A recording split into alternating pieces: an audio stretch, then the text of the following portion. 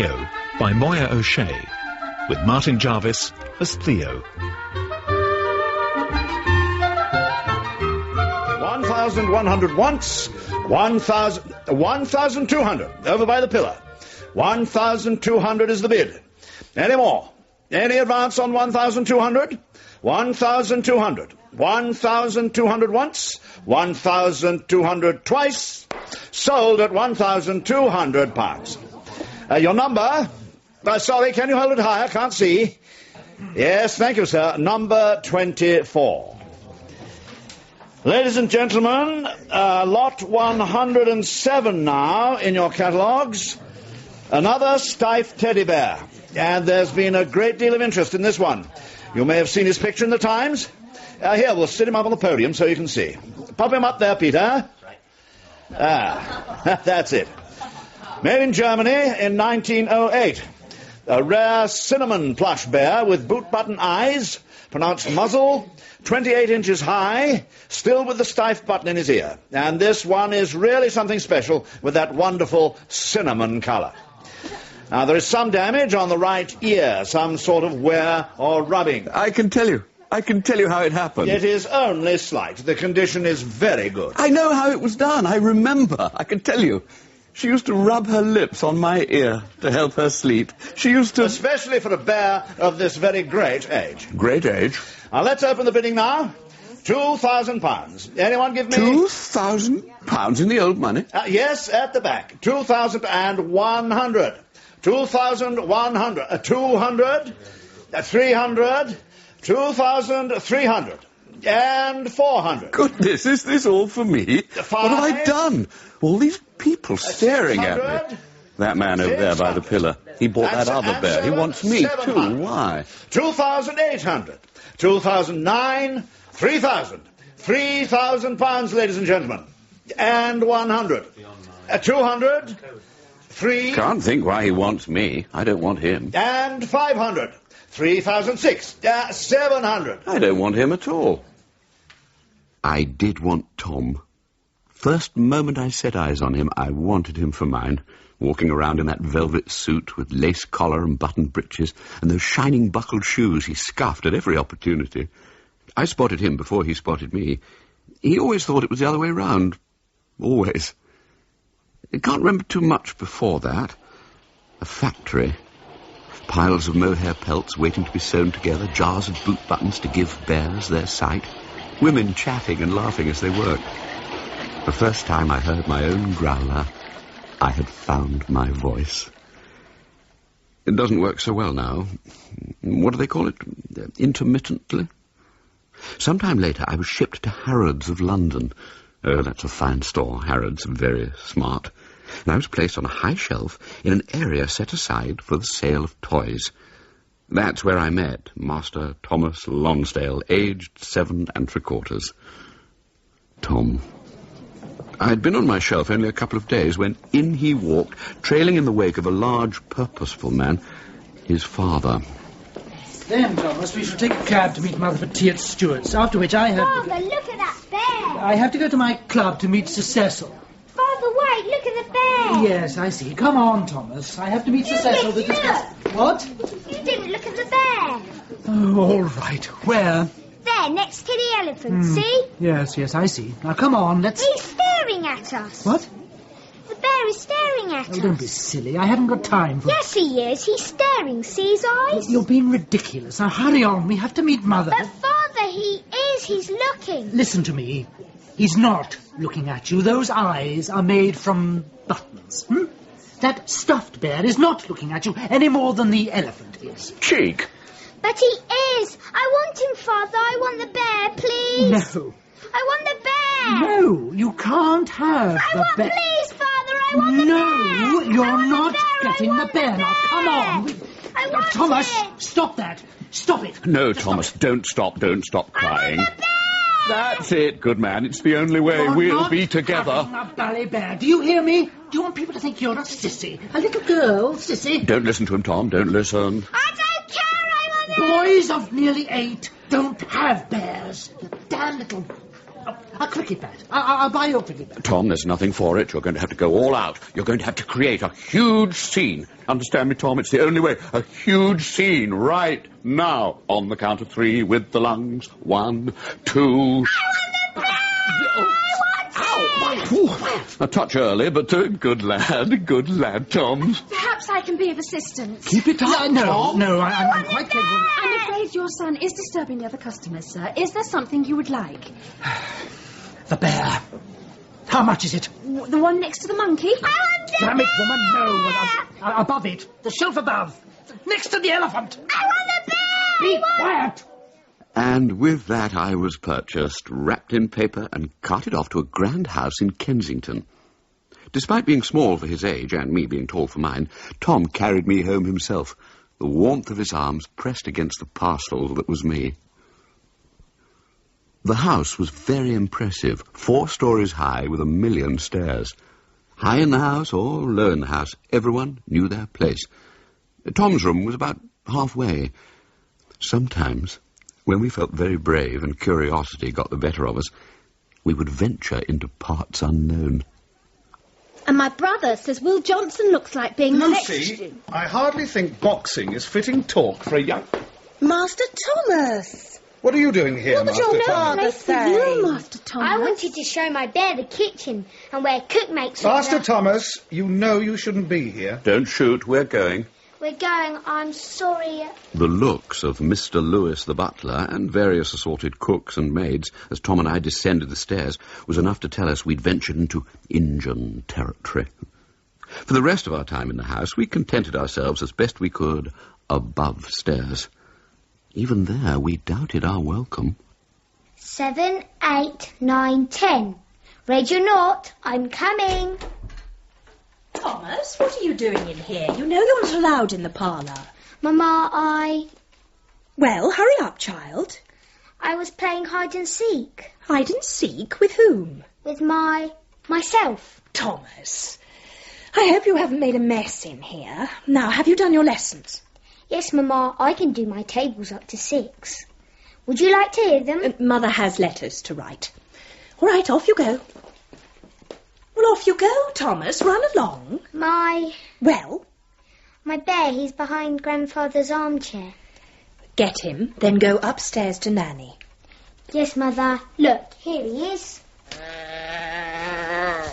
Found you. That's 4 times. You've only found me twice, so I'm winning. Bet I find you next time. You'll see. Thomas. Yes, Mother? It was strange to see Nanny crying when we were sent away to school. Tom and I couldn't decide if she was crying for us or her lost income, but we had our theories.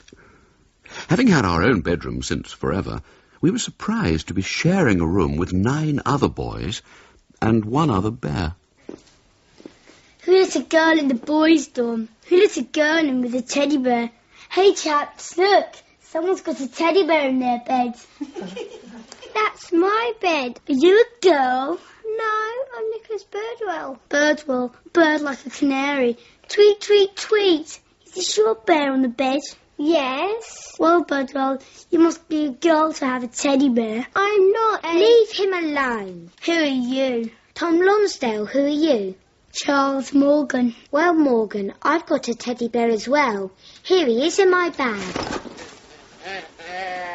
Hello, Morgan. Oh, yes, and what's the bear's name? I don't have a name. I don't need one. I'm always there. He doesn't have a name. Then you won't call out for him when I rip his stuffing out, will you? What? I think it would be a very brave chap who would rip the stuffing out of a bear. Why is that? Because of the curse. Curse? The curse of the Injuns. Injuns? Injuns? You're making that up. Oh, yes, the Injuns. I've heard about that curse. Horrible.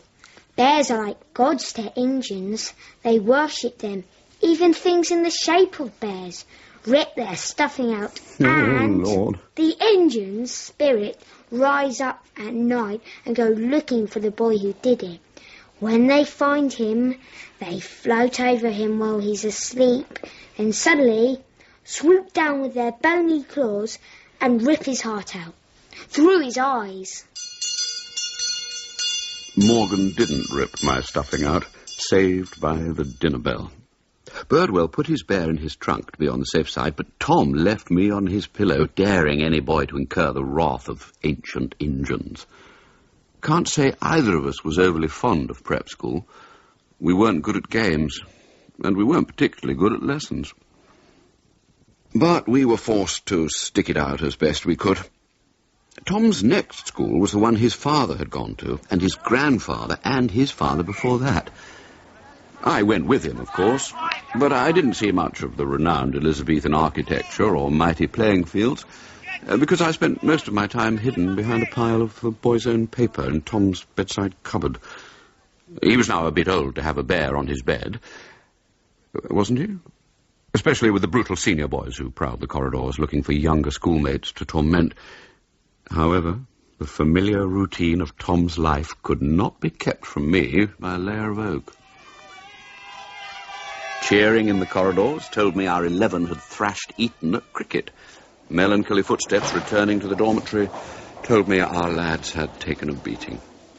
The splash of water told me the boys were at their icy basins and morning had come. The choir signalled evensong. And a boy crying in the night told me, I never knew. During the holidays, on the rare occasions Tom's parents were in England, we returned to London. Isn't that business about raiding the palace? Suffragettes are getting quite out of hand. It's going too far. Don't you think everybody should be able to vote, Father? Nonsense. But then everyone has a say. Well, I don't want to vote, Thomas. There are some things that men are more equipped to do than women. If you give women the vote... Mr. Lonsdale, Good God, woman! Hasn't Lewis taught you to knock before entering? What's your name? Jessie Burns. Jessie Burns. I'm sorry, Mr. Lonsdale. It's just... I brought you the paper. It was late this morning. Mr. Lewis is out urgent. Everyone below stairs is in a state. It's all right. Give it to me. Yes, sir. And that's all, girl. You may go. Yes, Mr. Lonsdale, sir. Oh, and, Jessie. Yes, sir? When Lewis returns, tell him I want to see him. I can't have this behaviour again. No, sir. Yes, sir. I'll tell him. Oh. I'm sorry, Gilbert. Jessie only started last week. She's very young. I'll speak to Lewis about her. Stupid's more like it. Case in point, Thomas. Can you imagine giving the vote to someone like her? No, Father. What has happened? What is it? We're at war. And not only him, their gardener's just gone to enlist. No. I suppose our Hedges will try, even with his gammy arm. How many's that now? Almost half their downstairs staff, and 2 of the ones from next door. Master Thomas, what are you doing? Exciting news, isn't it, Master Thomas? We'll teach that old Lucy, Kaiser... the new girl, Jessie, where is she? Jessie, she just left a few moments ago. It's her afternoon off. Perhaps I can catch her. Now, why do you suppose he wants to speak to Jessie? Master Thomas! Jessie. Oh, I thought you'd been miles away. My friend, I'm waiting for a friend. He's late. I expect it's all the excitement. Yes, I expect so. My father wasn't very nice to you. Oh, Mr. Lewis gave me grief. I'm sorry, Jessie. Oh. Jessie? Oh, Master Thomas. No harm. Still got my job. I've still... Oh, look. Here he comes. Your young man? A friend. We met on the train to London. He's come seeking his fortune. But cleaning vats at a brewery in the Mile End Road is keeping him busy until that happens. Hello, Will. Oh, thank you, Master Thomas. Hello, Jessie. What news, eh? Goodbye, Jessie. Enjoy your afternoon. Yes, goodbye. Enjoy your afternoon, Jessie. Many times I would hear the story of that brief conversation on the day the Great War began. When Tom returned to school, he couldn't settle. Within months, news of the deaths of many of the older boys and younger masters who had rushed to volunteer in the first months began to trickle through. In the village nearby, mothers placed photographs of their sons gone to war in their windows. Tom endured 2 more years at school. Then, one night, packing some things into a small bag, me included, he climbed over the high stone walls. Following an uncomfortable night in the barn of an accommodating Clydesdale, he went down into the village next morning to sign up. How old? I'm 19. Yes, son, and I'm Lord Kitchener. Shaved off the moustache then, have you, my lord? All right, lad, your choice. Bonus money for me. From the big school, are you? Want to be an officer? No. No? To which? You choose. I was amongst the 220 rounds of ammunition, wire cutters, tools, gas helmet, Mills bombs, ground sheet, haversack, water bottle, and first aid equipment Private Thomas Hanson Lonsdale carried with him at the Western Front. All the men marching in Picardy that night were volunteers. When the artillery barrage was lifted the next morning, they went over the top, Tom included. God, Lonsdale, this is it. Lord protect us. Right, off we go! The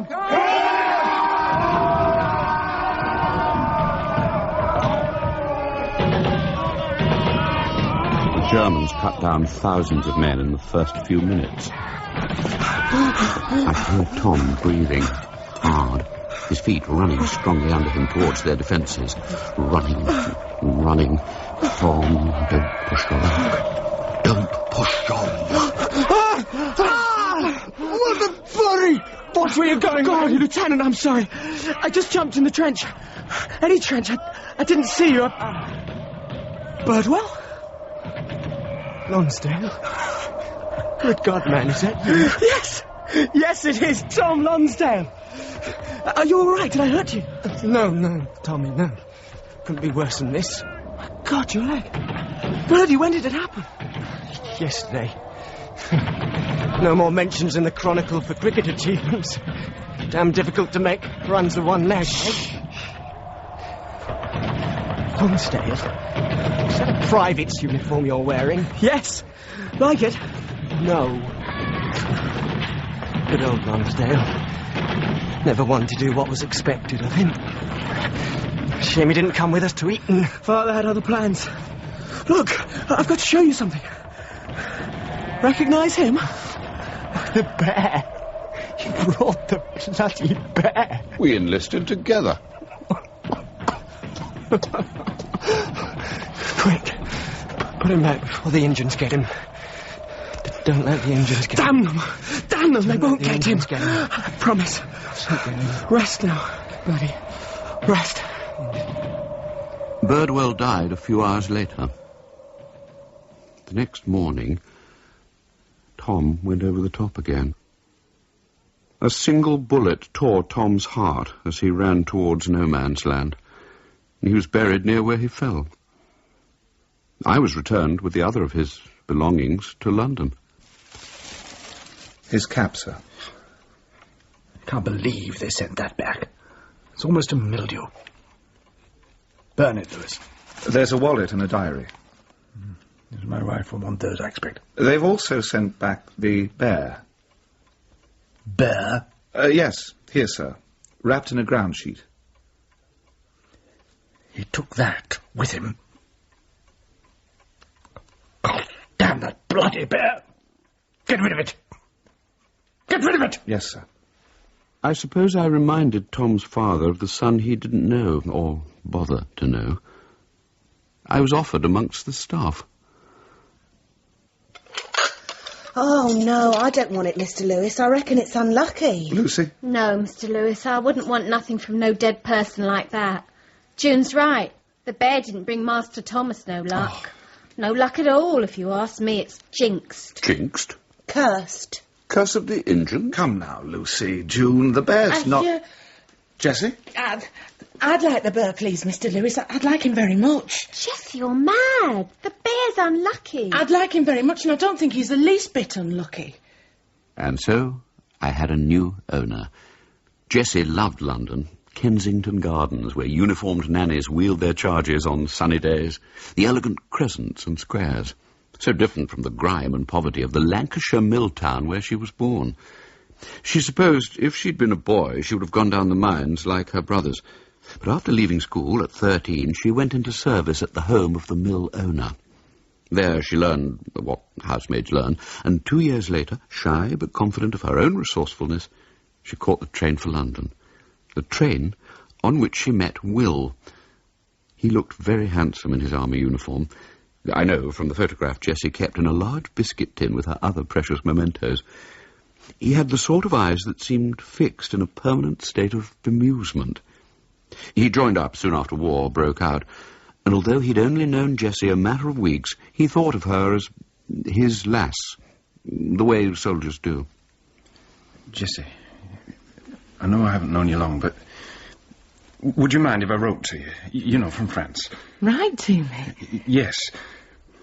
Jessie Burns, I consider it a great honour if you would let me write to you. But I thought soldiers only wrote to the sweethearts. But aren't you, I thought that... Of course, Will. You may write to me. Oh. For nearly 2 years, Will wrote to Jessie. And then, a few months before Tom's death, Will was sent home suffering from what they call shell shock. He was 100 years older, his head fit to explode, so full was it of images of horror. Jessie's free hours were spent walking with him in the peace of the hospital gardens, as he tried to regain his mind. When the sad news came of Tom, she dared not tell him. With Jessie's gentle help, something of the old Will returned, and in time the doctors decided he was fit enough to rejoin his regiment. Jessie knew he would never be fit enough. The night before he was due to report for duty was spent in her arms. It was the last time she saw him. Ah, Jessie, come in. You sent for me, Mr. Lonsdale? Yes, Jessie. There were 2 gentlemen here to see you. Mr. Lewis has shown them into the drawing room. Oh. They're from the military. Oh. It seems your friend, Private Bates, failed to report to his regiment 5 days ago. Will? You no doubt appreciate the seriousness of this, Jessie. Yes, sir. Have you any idea where he could be? No, none at all. Mm-hmm. I hope that's the truth, Jessie. I'm not a liar, Mr. Lonsdale. Well, you'd better go through and have a word with them. Jessie would spend many years wondering what had happened to Will, but I think in her heart she knew. I suppose that's why she never minded about the baby, or all the problems it would bring. It was only a matter of time before Mr. and Mrs. Lonsdale found out, Mr. Lewis's suspicions having been aroused by Jessie's eagerness to own me. After we left the Lonsdale house, Jessie found work in a shirt factory. The money was poor, but she was able to take a small room in a boarding house. However, once the baby made its presence obvious beneath her clothes... Killed! At the Somme, he was a sergeant. Ooh, a sergeant! We'd only been married 2 months. Shame, dearie. I just thought it was a shock. It didn't occur to me I could be expecting. What was your husband's name? William. Thomas Burns. Shame. Yes. Shame. Jessie worked for as long as she could at the factory. By the time she left to have her daughter, a man called Lloyd George was the Prime Minister. The United States had finally entered the war, and the King had changed his name from a German one. Shh, Hannah. Come on, little one. Enough of that, my darling. Here he is. He'd fallen out. Here's your teddy. Here's Theo. Theo? Is that my name? Theo. Oh, cat, yeah. You wear that ear away, rubbing it on your lips like that. It tickles. Oh, aren't you tiny, baby Hannah? No bigger than me. Sleep now. Sleep now while Mummy does her work. Maxwell Ton's banks are bonny, where early fall. Jessie took in washing, ironing, sewing, anything to pay the rent to Mrs. Morris, the landlady.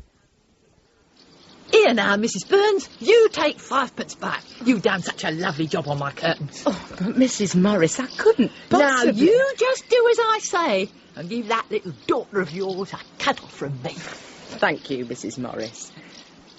Mrs. Morris wasn't taken in by Jessie's story of widowhood, but she liked Jessie well enough, and so we stayed for some years. One day, the war ended. Mrs. Morris, Jessie, Hannah and I rode the bus into London to hear Big Ben chime again after 4 years' silence. Everywhere people were singing and dancing. Hannah loved the coloured streamers and flags, and every now and then a soldier or sailor would come up to her and shake one of her little plump hands, making her giggle and dimple. Mrs. Morris laughed. Oh, look! Hannah likes a man in uniform. Politicians had said once the war had ended, Britain would become a land fit for heroes to live in. By the time Hannah was ready to start school, many heroes were without jobs. Whilst Hannah had the 3 R's drummed into her, every day Jessie went looking for work. Nothing today, missus. No one seems to want to buy British goods. They're too expensive. Got more than I need. Be letting some go at the end of the week. It was the same everywhere. No one had a job to give Jessie, but she kept looking just the same. Returning home one day from yet another expedition, Jessie was about to cross Piccadilly.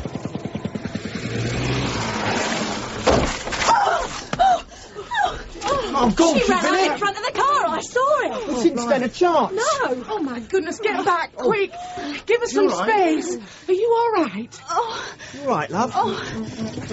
She just stepped out in front of the car. I couldn't do a thing. Just lie still for a minute, miss. Someone's run to get a policeman. No, please, I'm in a hurry. I'm all right. Please, could you help me up? Please, help me up. Very well, miss. Oh, I feel so foolish. Are you the driver? Yes, miss. I didn't see you. It was totally my fault. I was rushing. I'm sorry if I gave you a fright. As long as you're all right. I'm fine, just a little shaken. I'm sorry, everyone. Thank you for your concern. I must run. Your dress, miss. It's badly torn. Oh, no! I have to meet I have an important meeting. I can't possibly meet them like this. What can I do? If we could get a needle and cotton, I could tack a little pleat where it's frayed. There's enough fabric. Could you? Fortnum's will have a needle and cotton. Quick. My name's Evelyn Cates, by the way, and you're... Jessie Burns. Let's go, Jessie Burns. Jessie did a fine job covering the tear, and a few days later found herself working in a beautiful dress shop in Bond Street, belonging to an old school friend of Miss Cates, doing alterations. Miss Cates had been on her way to meet the parents of her betrothed. It was very important she made a good impression. Jessie wasn't quite what the Bond Street ladies were used to, but she listened to the way they talked, studied the way they walked, and in time progressed into sales. But it's barely to the knee. It's all the rage, madam. But I can't wear a dress this short. What would my husband say? When he sees your lovely legs, madam, he certainly won't be worrying about the length. Lovely? Of course they are. You have fine ankles and very dainty feet. Really? Believe me, madam, when he sees the price, it will take his mind right off the length. How right you are. I'll take it. Jessie was clever, but above all, she was hard-working and honest. Her customers admired her honesty. Well, it was unusual. The woman did have fine ankles. Jessie would never have said so if she hadn't, I feel sure. Evelyn Cates, now Mrs. Barrett, often visited the salon. That's what her school friend insisted on calling the dress shop. Sometimes to buy something fashionable for one of the glittering soirees the social pages said she regularly attended, but mostly to see Jessie, her friend Jessie. A few years later, when Jessie became assistant manager, the massive spilling basket of flowers Mrs. Barrett sent must have left Covent Garden bereft. Our fortunes having changed, the 3 of us moved into a smart little flat in Islington, where Hannah grew into womanhood. Hark the herald angels sing, Mrs. Simpson stole our king. She's been married twice before, now she's knocking at Eddie's door. I wish you wouldn't sing that, Hannah. I think it's very sad. Oh, Mum, it's wonderfully romantic. Giving up the throne for the woman you love. It's like the pictures. You can just imagine Leslie Howard as the king and Joan Crawford as Mrs. Simpson. Joan Crawford? Far too young. No, Mum, do you mind if I ask David Lyons for Christmas? David Lyons? Yes, you remember the young student I told you about? Well, he's working in our office over the holidays. His family live in the Midlands. He won't be able to get home for Christmas, and I just thought... Well, no, of course not, dear.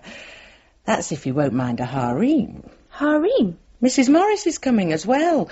David will have 3 women to contend with. Good thing we have Theo, so he won't feel so outnumbered. Thanks, Mum. Thanks, Hannah.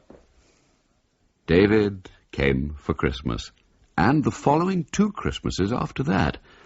Many young men troubled themselves to ask Hannah out. Well, she was bright, kind, with a sensitivity not often associated with young women of her prettiness. But she had fallen very much in love with the shy, gentle student who, in his spare time, stood on street corners selling a newspaper called Peace News. Often we would join him. Peace News! Peace News! Britain must never fight! No war for Britain! Buy your copy here! Peace News! For some years, people had been talking about a man called Hitler, who was planning a war.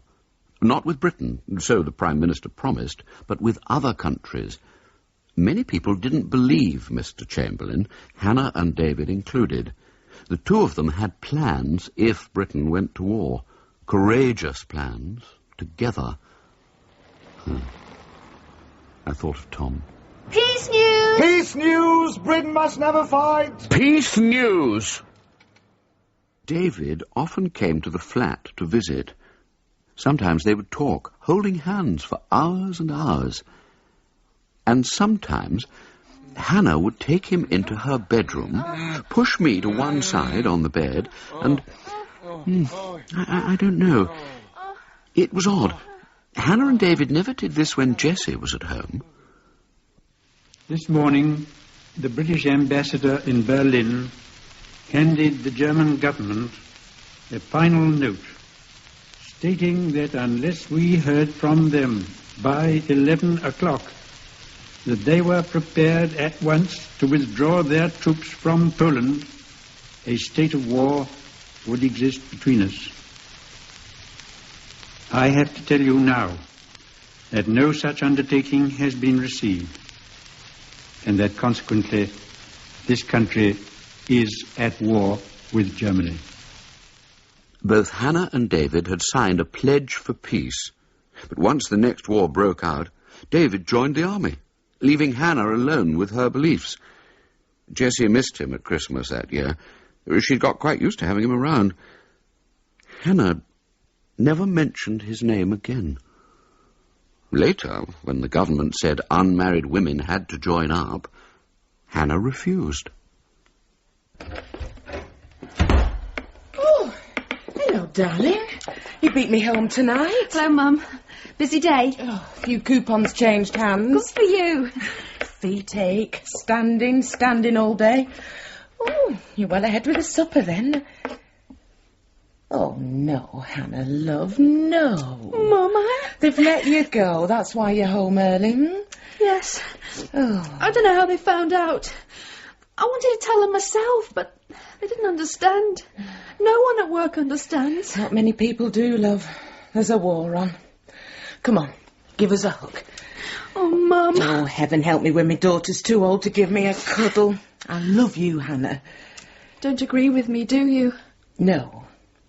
And I don't know how I can say that, having lived through the last war and seeing what it did to my dad. Yes. I've no excuse, really, but there it is. But don't for a minute think I want you to change your mind because of me. I would hate that. I won't. And I know you won't. Now, let me give you a hand, dear. All right. Do you want to finish the carrots? I'll see if the meat's done. Yes, love. Is your objection only against this war or all wars? All wars, Your Honour. As a conscientious objector, I can grant you a conditional exemption if you will agree to undertake civilian work instead of military work. That's still a form of conscription to which I am opposed. I believe war breeds war. Jessie's heart sank as she watched Hannah's tribunal hearing from the public gallery. She knew Hannah's fate. Don't forget your ration book, love. No, Mum. Thanks. I expect you'll need it in Holloway, just the same as anywhere else. I also packed this. Theo. My lovely little friend. Jessie suspected Hannah would be taken straight from the court. She'd come prepared. She knew Hannah would never waver from her convictions. Excuse me. Yes? My mother's packed me a few things. My bear. Can I take him in with me? A teddy bear? Let me take a look at it. Oh, ouch! A lot of prodding revealed I contained no saw, razors, or forbidden objects, and I was past. Hannah, like other conscientious objectors, was not considered dangerous, just a nuisance. Oh, the awfulness of Holloway was magnified by the war. During night raids, with no proper blackout covers, the jail was plunged into darkness when the warning sounded. Hannah gripped me tight. Frightened women locked up in their cells became hysterical.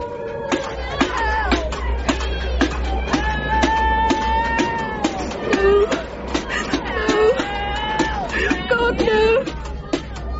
Oh, Theo!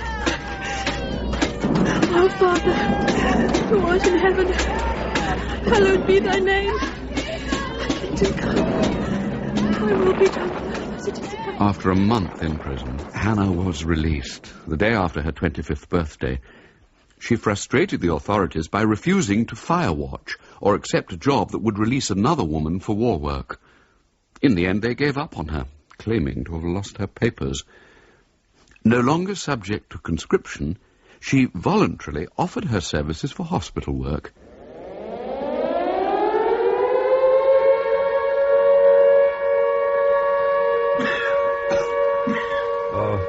Mummy, where's Mummy? It's all right, darling, it's all right. Mummy, where's Mummy? Adam, Mummy's... My name's Hannah. Would you like a drink? Yes, drink. Here we are, sweetheart. Can you sit up a little? Oh, God. Where's Mummy? Mummy! Please, Adam. Wait, darling, wait. Here, I have something. Poor old child. No one knew where Adam's daddy was to let him know. Towards the end of the war, Hannah found a secretarial job in a small legal firm. Most of the junior partners were in their 60s. The senior ones, well, goodness knows. This suited her. No chance of becoming involved. The events of the past, David's decision, had made her distrusting and wary. Jessie hoped things would change once the war ended and young men came home. It didn't. Hannah spent her evenings at the flat listening to music, reading, and sometimes catching a play on the wireless. Jessie said fate arrived on the doorstep just in time. Literally. What's going on? Hang on! Hang on! I'm coming! Coming! Oh, my goodness! A Christmas tree! Hello. A talking Christmas tree. Mom? Douglas, your mother's behind me. I'm here, Hannah, love. Behind the tree, behind Douglas. What a beauty, eh? Mr. Manfred at the grocer's offered it to me cheap, said no one wanted to cart it home. Douglas rescued me, dragging it up Essex Road. Stand back, Hannah, I'll bring it in. Right. Oh, I'll watch it. Let's get the top in first. That's it. Watch the branches. Oh, here, let me bend them back a bit. Oh, that's it, Jessie. Nearly there. We're through. Go on. Oh. Good, we made it. Wait. Oh, hello. Hello. My name's... His name's Douglas Ramsey. He's an engineer, just moved to London from Bristol, and I've invited him for Christmas. Well, that's if you don't mind. Good. That's all settled then. Now, let's close this door and put the kettle on. By the new year, Douglas had proposed to Hannah, and 6 weeks later they were married. Hannah and I went to live in Douglas's little flat off Baker Street. Jessie often came to visit, usually on her way home from the dress shop, salon, where she still worked, now as manager since the retirement of Evelyn Barrett's school friend.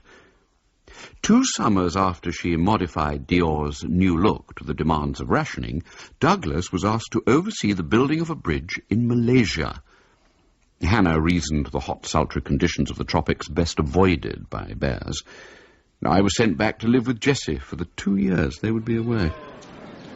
Goodbye, Mum. I'll write as soon as we're settled. Bye, Jessie. Bye. Bye, my darlings. I'll miss you. I'll miss you both. Look, here he is. Couldn't let him not say goodbye. Goodbye, Theo. Goodbye, baby Hannah. I was placed on the bed in Hannah's old room, which more recently had been turned into a storeroom. Bolts of fabric, jars of buttons, copies of Picture Goer cluttered the space. A massive pile of penny dreadfuls threatened to collapse at any moment. I don't know how long I sat there, but most of the time I wondered about Hannah and Douglas. Did they like the heat? What were their lives like in...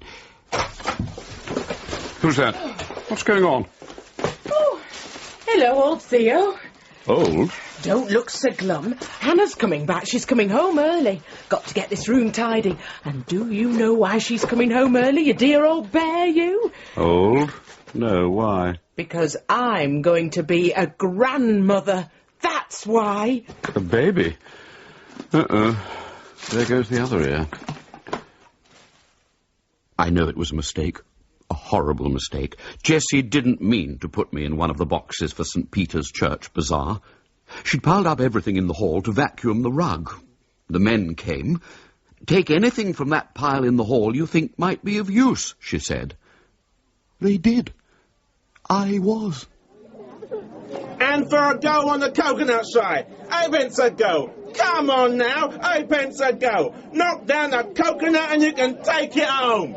Oh, it was hot on that stall as I scanned the crowds for Jessie. I knew she'd come. I was sat next to a doll with a china head who looked at me most peculiarly.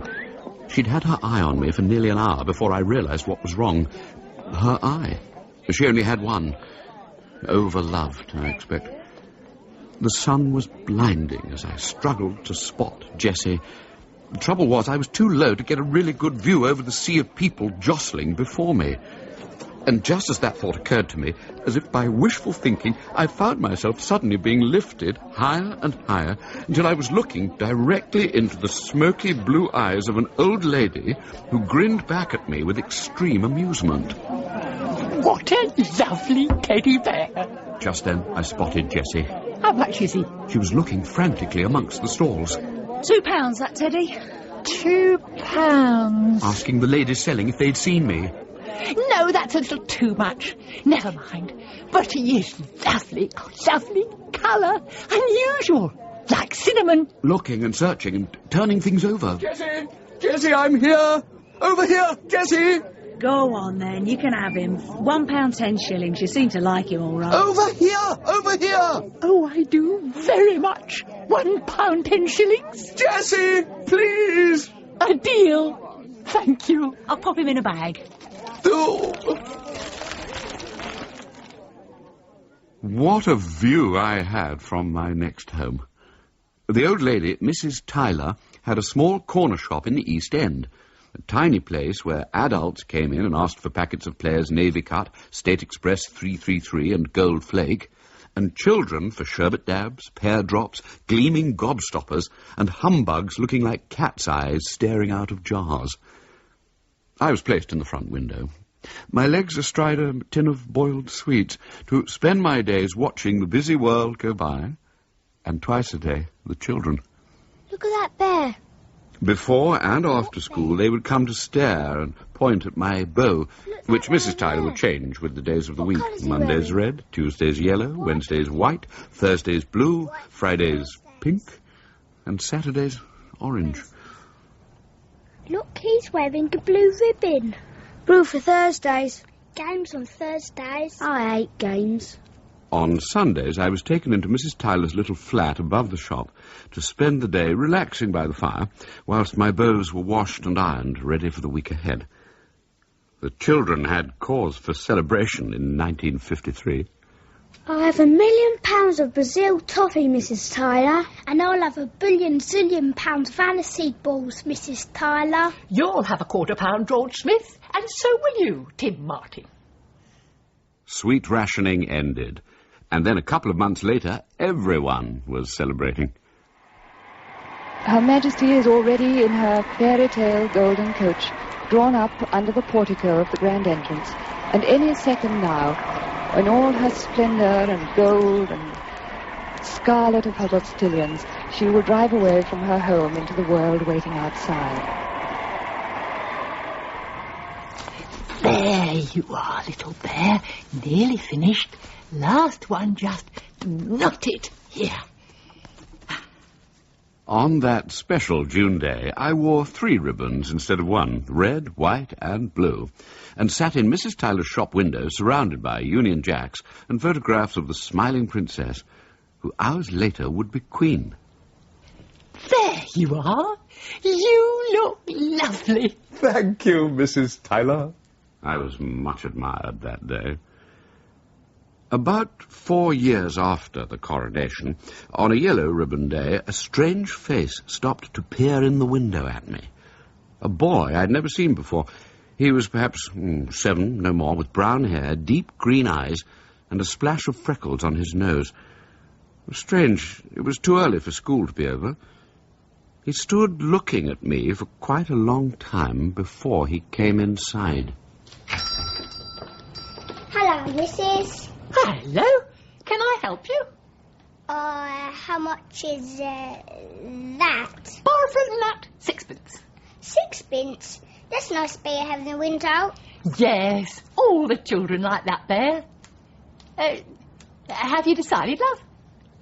I wouldn't mind some sorbet dabs, but there's only one left in the tray. My little sisters love sorbet dabs. I wanted to get them some. I've got another box out the back. Just a minute. All right. My sisters love sorbet dabs, especially the young one. She's 4. She really loves them, even more than dolly mixtures. I'm a big sister. What? Gotcha. What's this? What's happening? Who's got me? Where am I going? Put me down! Put me down! Help! Help me, Mrs. Tyler! Help me! Oh, love, a whole new box of... Oh, must have changed it. My bear! That little blight has taken my bear! Is that you, Greg? What are you bloody doing over this time? They let us out early. We had to test. Playing truants, more like it. Hey, Greg, get in here. You probably bloody failed, didn't you? Greg, get in here now. Greg McKee's house was very small, and I wondered where his sisters slept. After a few days, I realized he didn't have any sisters. Oh, had Mrs. Tyler discovered I was missing? You're mine now, fella. I think I'll call you Ben. Ben Bear. Ben? Oh, Ben. Well, how could he have known my name was Theo? In this house, I was a secret. I spent my days wrapped in an old towel hidden behind the huge battered wardrobe in Greg's bedroom. The room itself was bleak. A small bed on one side, a chest of drawers with handles missing on the other, with the wardrobe next to it. An ancient splitting cricket bat leaned in the corner. In the evenings, he would take me from my hiding place, bury me deep in his arms, and cuddle me hard, until he fell asleep. By the mornings, I'd been placed back in the towel behind the wardrobe. That was our routine. Unless... You couldn't have it. Of course it was my own money. All right, so now it's your money, is it? Oh, no, Whose money is it? Whose money is it? Mummy. Cow. Ben. Whose money is it? The fights occurred. Many fights. At those times, Greg would unwrap me and squeeze me to him. The beating of his heart, the shudder of his frightened body echoing through mine. Sometimes, when he could stand no more... Shut up, you cow! Please! Shut up! Please! I'll teach you to bloody well do that! Please, Daddy, leave Mummy alone! Get out of it! Get out, please, Greg! Go away! Get out! Leave Mummy alone! There, get out, you little brat! Get out! Stop it! No, Frank! Get out! It's only a child! Go on, get out! Enough now! Greg's father didn't go to work. It seemed he spent his days drinking and listening to horse races on the radio. Greg's mother worked long hours as a cleaner, but most of the money she earned he found handy for gambling. You must promise me never to do that again. But he was holding you. I know to promise. Greg. Yes, why does he hit you? I don't know. Daddy isn't happy. He gets frustrated, cross. Sometimes I do silly things. They make him angry. It's not Daddy's fault. In the years that followed, Greg's behaviour reflected the unhappiness around him more and more. Where are you, Ben Bear? Ah, here you are. Hello, Ben. Got something to show you. Look at this lot. What do you think? Pencils, a car, sweets. This is my favourite, a little model plane. Reckon it's a Spitfire. Stupid girl at Woolworths. Didn't even see me. Hid them up my jumper. Greg's behaviour became worse and worse. He was disruptive in class, and once attacked another boy so badly a doctor had to be sent for. Eventually he was, expelled, is that the word? The next school Greg went to suited the person he was becoming, being largely made up of children other schools didn't want, some who had been in trouble with the police. In time, Greg was the same. Still, every night he cuddled me to him. Where is he? Where is he? I'll bloody well kill him! No, Fred, no! That night, Greg had just enough time to throw me out of sight under the bed before... Get out of bed! Out of bed, you little bastards! I'll teach you to bring the bloody coppers round here! Get away from me! We don't want any bloody coppers around here! I'll teach you to stay out of trouble! I'll teach you... Get away, Omo! You put that bat down. Put that bloody bat down or I'll... Ow! Oh, my God! Dad! You hit me! You hit me, you little God, I'm bleeding! Good! Oh, my God! My head! I'm bleeding! He hit me You with the hit bat. me again and I'll kill you, I promise you. I'll bloody well kill you. Stay away from me. Why, you... Frank, quick, let me have a look at it for you. I hate you, Mum. I hate you for letting him hit me. But Greg! And for letting him hit you. Get out! Oh, Greg! Get out! When his parents were way down the corridor, Greg took me out from under the bed, wrapped me in the old towel, and put me back behind the wardrobe. The next day seemed long, very, very long, as I waited for him to fetch me from my hiding place, and waited, and waited. Was it day? Was it night? I couldn't tell. Greg? Greg? Greg? Shoved down pretty far. Oh, the wardrobe's so damned heavy. It's just out of reach. Watch it now. If I can just prise it a little... Ouch! Careful! I'm stuck. I'm awfully stuck. Nearly. I'm touching it. Ow! Watch where you put your finger. Do you mind? Oh, my God. Ben, what is it, Greg? Something else to add to this impressive little collection of jewellery, watches, knives? Well, so far this room's been like Aladdin's bloody cave. Keep going, Dwyer. Right, Sarge, I nearly... got it. Yeah, here it is. What have we got here? Unwrap it carefully, could be interesting. Righto. What the... Blimey. Oh, bloody hell. What is it? It's a teddy bear, that's all. Watch out, Constable, it could be loaded. Greg, is it you? He was a man. His face was hard, the green eyes now with a piercing brilliance that made them seem somehow cruel. His hair was long and straggly. How long had I been buried? It must have been 1 billion years. Still that too, did you, Greg? You got dollies hidden under the bed, have you? Doggy in the cupboard. Hey, Mum! Mum, get up here and have a look at this! Yeah, and now he wants his mummy. Why, you bloody shit, shit! McKee. Handcuffs or not, you'll get it. What's the matter? It's all right. Come in, Mrs. McKee. Here, Mum, have a look at this. A teddy bear? Yeah, I wanted you to see it. First thing I ever stole. The very first thing. How'd you like that, Mother? Where did you... Shop in Hackney. Corner sweet shop. The old dear who ran it used to keep it in the front window until...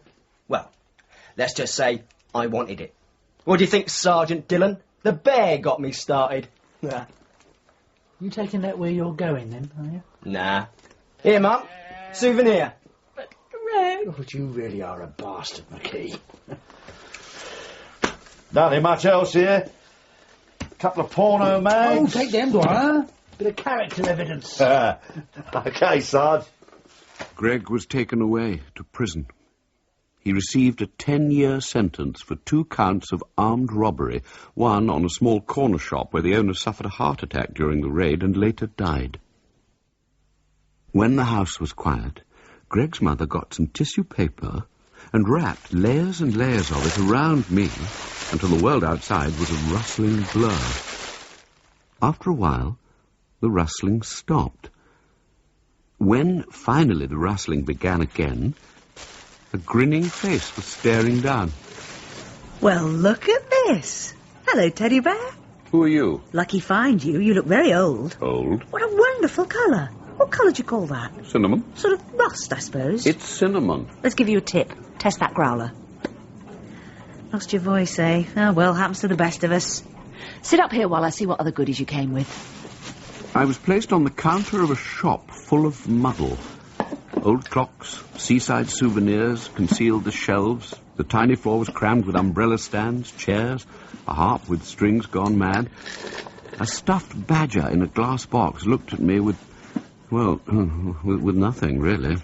A fox stole with itsy-bitsy beady eyes had nothing better to do than hang around a leaning hat stand, the bottom of which was shaped like 2 monkeys sitting back to back. A junk shop. I was in a junk shop.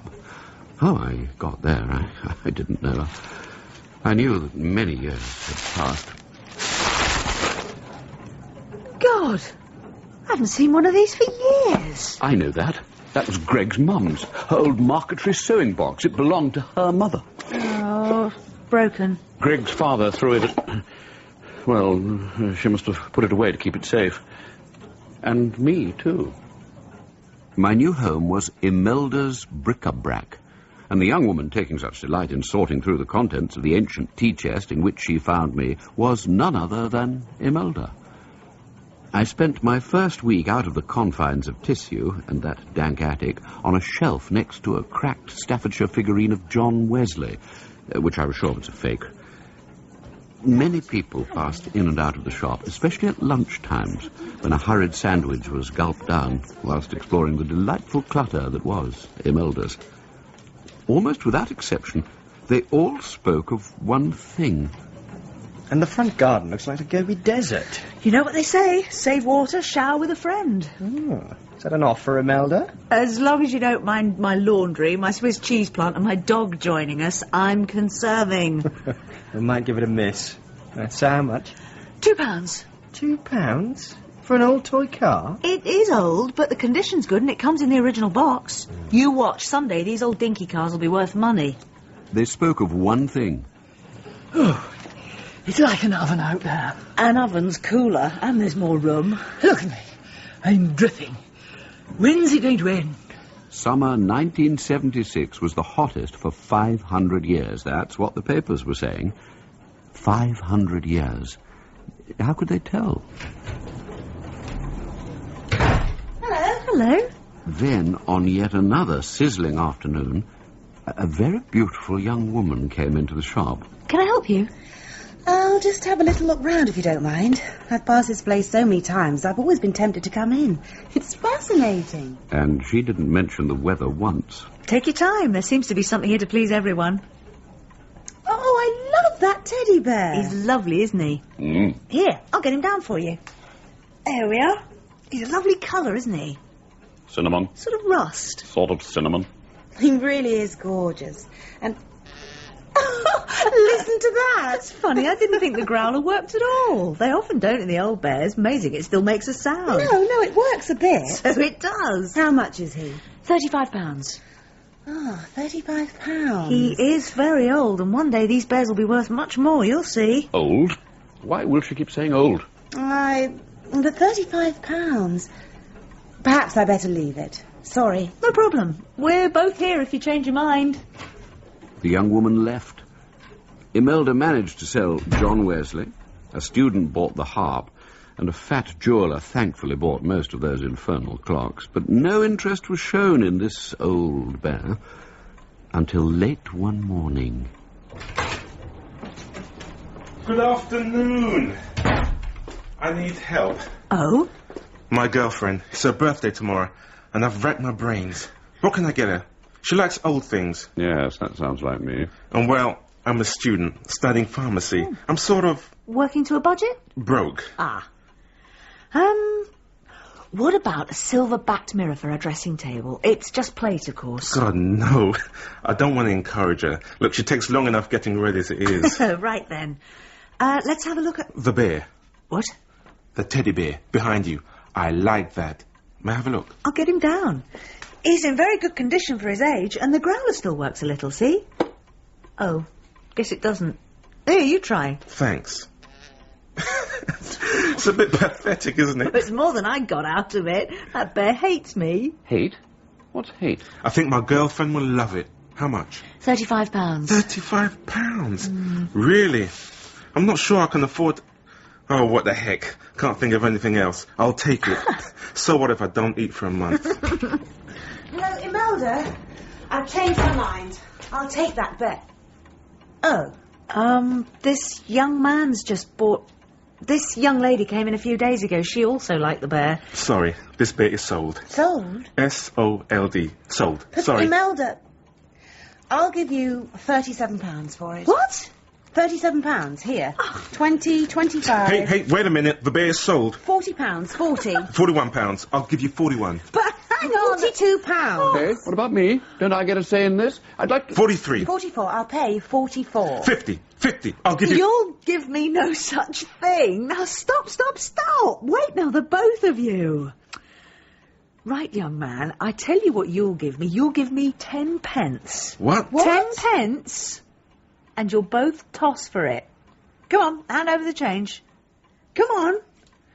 Oh, here's 10 pence. Thanks. Right.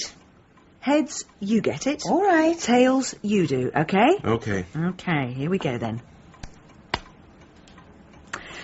The bear is yours. Here, that'll be £35. So that was that. My fate was sealed. As a consolation, the winner took the loser for coffee in a cafe down the street. I sat on the table between them. I was actually born here, but my sisters were born in Kingston. Mm-hmm. Yeah, my family didn't come to England till I was 7. We lived in Tooting first, then we moved to Balham. Mark, we lived in Balham. Whereabouts? Just off Boundaries Road. Boundaries Road. I know it well. Another coffee? Yes, please. Excuse me. May we have another 2 coffees, please? Coming. The longer I sat there, and it turned out to be many hours, the more I could feel a dual custody coming on. Bye, Janice. It's been nice knowing you. Bye, Mark. Bye, Teddy. Take care of your new owner. Yes? I'm often around here at lunchtimes. I mean, who knows, we might bump into each other. You said you worked in Maguire's? Yes. If I'm around, I'll call in. Bye. Bye. Goodbye, Janice. But not for long. Next morning, a large red bow was tied carefully around my neck, rather like the one I'd worn at Mrs. Tyler's, and I was placed into a wicker basket of red roses. At 10 o'clock, a man came and loaded me onto the back of his motorcycle. And here's something for your trouble. Oh, thanks, mate. You be careful with him now. No worries. Never lost a teddy yet.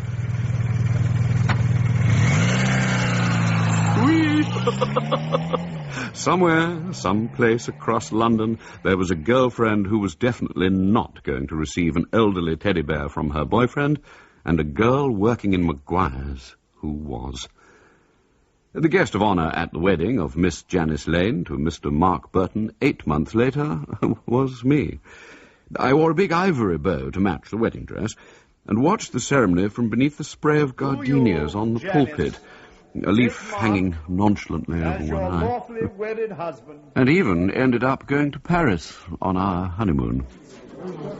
Madame, monsieur, vous désirez? I'm sorry, we don't speak. Oh, quel joli petit ours. Where I sat between them on the table every night at dinner. L'ours, the teddy bear, is so lovely. He looks to be très vieux. Vieux? Old, that is the word, very old. Vieux sounded better. The three of us settled down to life in a pretty one-bedroom flat in Greenford, where we celebrated his graduation, her promotion, wedding anniversaries, birthdays, Christmases, and on that day in 1979... Her Majesty, the Queen, has asked me to form a new administration, and I have accepted... I reckon she'll do great things for this country. You'll see. ...that can come to any citizen in a democracy. Mark eventually borrowed the money to buy his own pharmacy, and a couple of years later a big new house near Ealing Common. It seemed we were going up in the world. In time, I was even given my own room. Well, it wasn't really my own room. I was wondering where you got to. Thought the spare room could do with a tidy. And you put the beer in here. Yes. Mark, I think I might paint this room. Why? Doesn't look too bad, does it? It's 70s, this colour. Is it?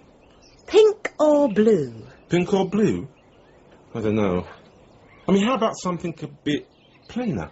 Off-white? Off-white? Yes, that's a good idea. Bit more non-committal, isn't it? Yes, I suppose so. Well, I'll leave you to it. All right, dear. See you later. Okay.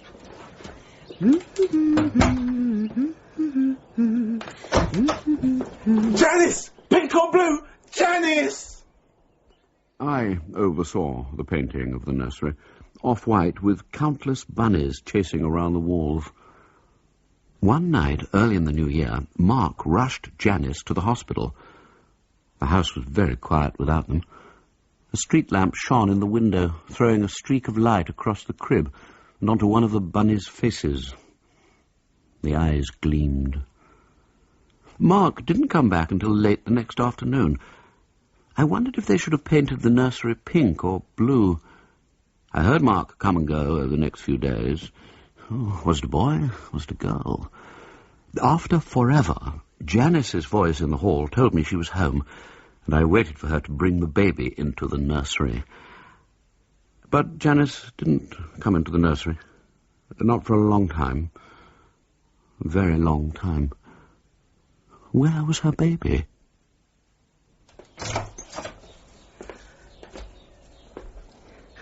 Oh, hello, little bear. I'm sorry I've been ignoring you, haven't I? Hello, Janice. I thought you'd forgotten me. And ignoring this room. Bow's a bit lopsided. Here. Better fix it. Come on. Let's get out of here. Janice ended up placing me back in the bookshelf where I'd resided before, with a great view of the telly. There were certain shows we never missed.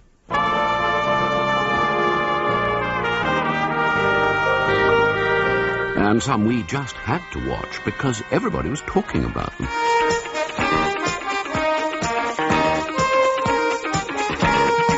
And then a brand new show came on.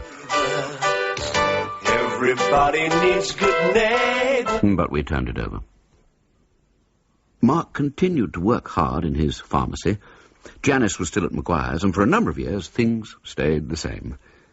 Then suddenly she lost her job. Employment figures still an embarrassment to Mr. Major's government. The opposition has launched a stinging attack. Things were becoming like they'd been after the Great War. Not enough jobs, factories closing. Except this time there'd been no war. What had happened? And then during the closing down sale, an old lady came up to me. We got chatting. She told me she remembered shopping in Maguire's as a little girl. Sad, isn't it? Same everywhere. So many businesses forced to close. Little shops going under. Mark. I think we're okay for the moment. We've worked so hard. So have a lot of people. Janice, I was thinking, this place, It's big, and You want to sell? Just an idea. Might take the pressure off. In between job hunting, Janice went house hunting. In the end, they settled on a flat, almost identical to the one they had when they were first married. Careful with that box, please. It's got breakable things in it. I will, love. Don't worry. Oh, God! Sorry, love. No harm done. I'll put this load in the van and come back for the rest. Won't be a minute. Hold on a sec. Mustn't forget the bear. No, Janice, cold hands. Mind if I pop him on top? No, shove him on. Shove? Oh, it's made it so heavy. Only joking. Please. Please? All right, only joking. I'm going. I'll get the door. Thanks, love. And watch out for the bear. Yes, I'm very precious. I like that word, precious. Precious. Oh, God help us. I bounced up and down on the box as the removal man carried me into the street. Sunny day. This is nice. Oh, what's that I'm sitting on? Oh, sharp. Oh, I see. It's that old lampshade Imelda gave them for their first anniversary. So what about you, teddy bear? You valuable? Reckon I should nick you. What? No. Kids might like you. Could have a bit of fun playing with you. No, I don't want to go with you. Janice! What the? Hey! You! What do you think you're doing? Wait! Oh, hang on. No. Hey, come in! I can't. Hey, wait! Oh, no, don't break the ticket! No! Oh, that lampshade. It's sticking into me. Wait! I can't. I'm leaving. I've nearly finished. I'm tipping. Don't break the ticket. I'm going to. I'll move the lorry. Wait! I'm coming! I found myself lying in the road. One side of my face was pushed against the rough, greasy tarmac. I was looking at the world from a very peculiar angle. Oh, that was close. And that. Nothing to do but lie there, really. For hours. Boom, boom, boom, boom, boom, boom. Sun started to go down. Trees looked very big above me. Houses like towers. Wind was kicking up. All was quiet, eerie, when a huge monster with fire for eyes turned into the street. It was coming closer. And closer. Actually, it wasn't really a monster. It was worse. It was a lorry. One of those ones with 1,000 whirling wheels with teeth. I was right in its path. Right in its path. There was no way it could miss me. One of the front wheels was aimed directly at me. Visions of tyre tracks on flattened mohair flashed before me, stuffing falling like snow. Oh, there was nothing I could do. Nothing. I couldn't move. I couldn't turn away. I couldn't even close my eyes. No! Then everything went black. Pitch black. Oh. It took me a few seconds to realize my nose was pressed up against a smoking rubber tire with a rather effective bas-relief pattern on it. Oh, jeez. Oh, I tried to stop. Oh, God. Here, Kitty. Kitty? Here, Kitty. Let's see if you're... He thinks I'm a cat. Here, Kitty. A toy? A stop for some bloody toy? I preferred Kitty. I'd always wanted to travel. Roland took me everywhere. From the front seat of Josephine, his giant lorry, France, Belgium, Italy, the universe whizzed by as we travelled together, driver and mascot. Roland was a bloody good bloke. Roland used to swear a lot. Why, you bloody idiot! Didn't you see the bloody red light? Especially at other drivers. But then we figured the roads belonged to us because they did. Roland loved driving. He'd done it all his life. He'd had a wife once, but she got lonely waiting for him to come home from his travels. That was long before he bought Josephine. Off we go, Kitty. Let's hit the road. Yes. The name stuck. Heading for Munich this time, Kitty. Kitty.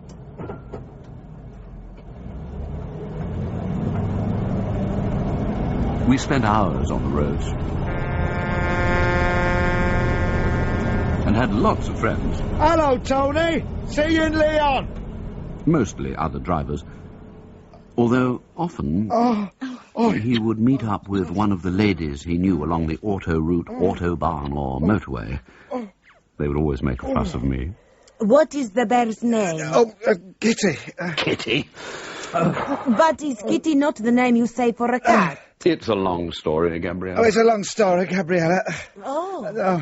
And sometimes other people would make a fuss of me. Can't be too careful. Oh, really? It's just a teddy bear. There's nothing inside. Nothing but stuffing. We found a kilo of heroin in a pender once. Ah, that's the police for you. What? I'm only joking.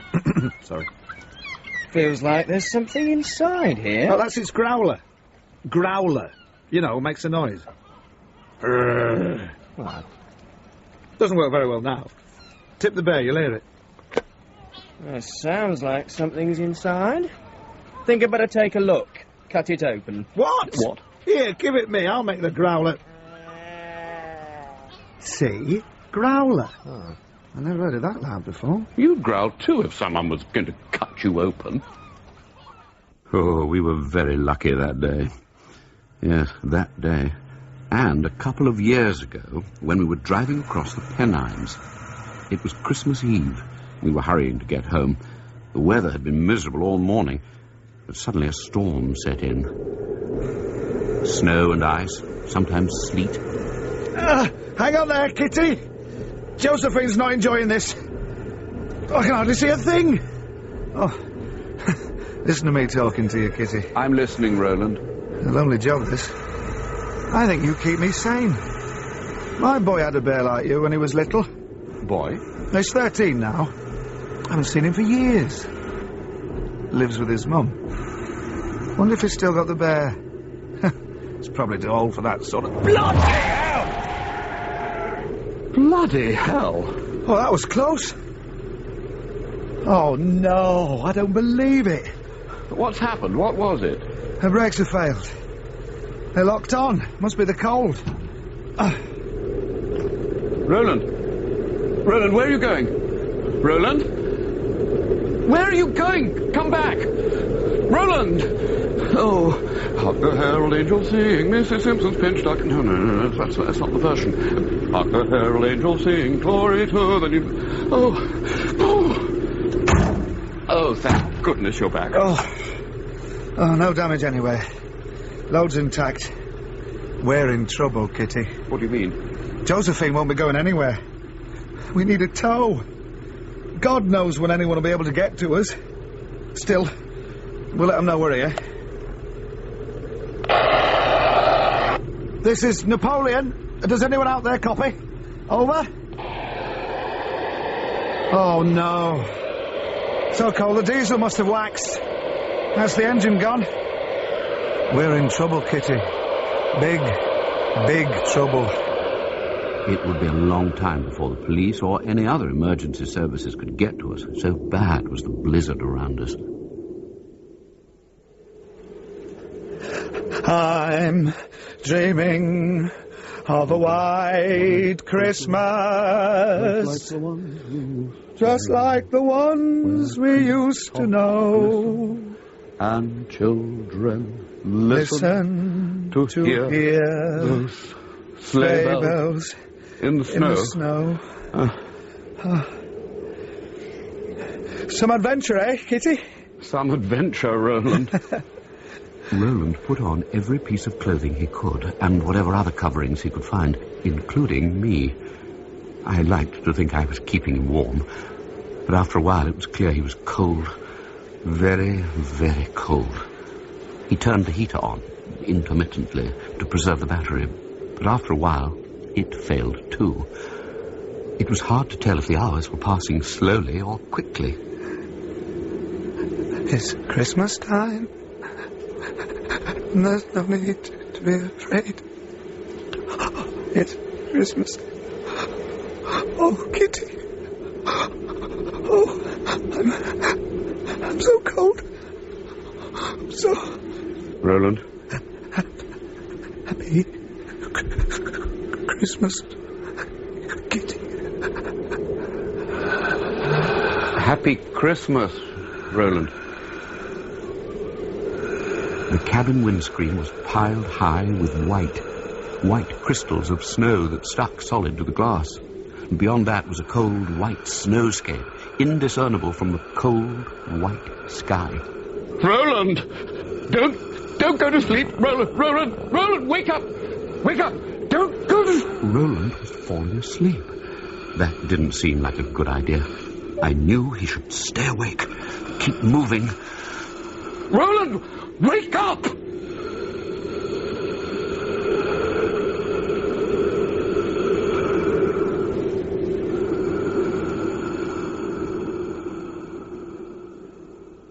And 700. 17,700 pounds. And 800. Roland, wake up. 18,000. Oh. 18,000 Oh, goodness. pounds. Where am I? Are we done at Yes, I remember. And I'm getting sold, aren't I? 18,000. I wonder if it's Saturday or Sunday. Or could it be Thursday? I lose track. 19,000 pounds. What? And 1. 200. 300. 4. 19,400 pounds. Now, any more? Look at that fat Any man more? bidding. I don't Any want advance him. of 19,000 Or her. Or her. I don't want any of them. I want... Oh, who knows? There's Roland over by the wall. He's looking at me. Oh, don't be sad, Roland. I know you need the money. I know you don't want to do this, do you? Roland's getting out of truck driving. He wants to start his own business, something he can pass on to his boy. You saw him the other day. His mum didn't like it, but Roland insisted. Seems to think his son and him could be good friends in time. They're taking things slowly, gently. Roland nearly froze to death up there on the mountain. He was found just in time, so his rescuers said. They were very startled to find a grown man cuddling a teddy bear when they prized open the cabin door. But they said the bear probably saved his life. Well, something like that. It took Roland weeks to recover. Couldn't drive at all, didn't really want to. That's when we saw that programme, when we were home recovering. Good afternoon. This week we shall be talking about a set of chairs bought in the 1930s for 6 guineas, a small wind-up... The programme came on all about people and their antiques. And in between a man showing off the silver his granny had left him and a woman who owned a china doll with one eye who seemed oddly familiar, the experts made a big fuss of an old teddy bear looking like me. Kitty, it looks like you. Sold for £20,300. Sold? Lot 107. A rare cinnamon bear. We haven't had too many of those here at South Kensington. Am I sold? Can I see your number, please? Am I someone else's now? Number 38. Thank you. Who's that person's? Right, ladies and gentlemen. That person there. They look familiar. They look... Oh, my goodness. I don't believe it. I don't believe it. Germany? You've come to get me. You've come to get me. Usual colour. I swear you were 10 again, looking at you with that bear. Am I a foolish old lady wanting a teddy? Not just any teddy. A very expensive antique teddy, darling. But then you never were content with being a mere mortal, were you? I think he's so beautiful. Oh, that he is. Thank you, Douglas. Yes, thank you, Douglas. I'm going home with Hannah. Hannah. It's the first time I've known you to ask for anything. Ever since I saw that article about him in the paper, I've wanted him. I got the hint. Hints. Good old Douglas. He looks so much like the teddy bear my mother gave me when I was little. What? And he's around the right age. The right age, exactly. Same colour, too. Exactly the same. Of course, it couldn't be the same bear. Yes, it could. It could. It is. He looks so much like him. It almost could be.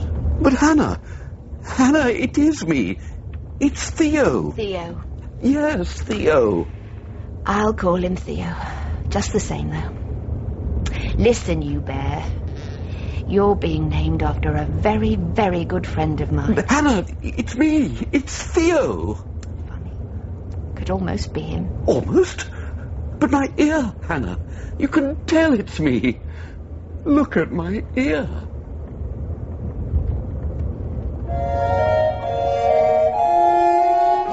In Theo by Moya O'Shea, Theo was played by Martin Jarvis.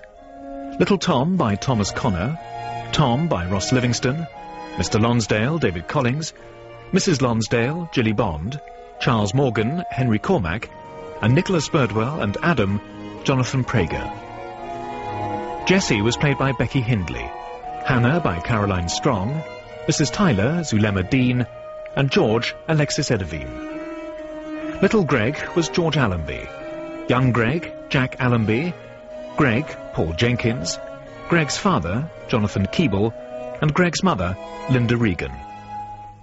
Imelda was played by Jane Whittenshaw, Janice by Sandra James Young, Mark, Gary Bryden, Roland, Stephen Critchlow, and the auctioneer, John Turner. Other parts were played by members of the cast. The play was directed by Tracy Neal.